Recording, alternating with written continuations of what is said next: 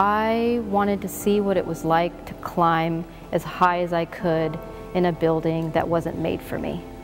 My name is Baseera Khan and I am a performance and visual artist. I was invited to come and share Braidrage with the University Museum.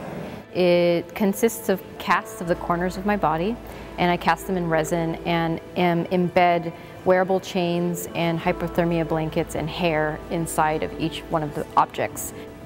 It is fashioned in the same way as you would see in an indoor rock climbing gym. And I'm struggling to climb, and there's no performativity because I'm in such fatigue that I can't perform. So I'm an instrument. I'm kind of like this weird brown girl who's like all chalked up, and then I'm just like, okay, well, I'm just gonna see what I can do on this wall. And so essentially it's a super dramatic way of just making a drawing. It's rage. That's the big idea. The best way to deal with rage is endurance and like getting oxygen to your brain and doing something.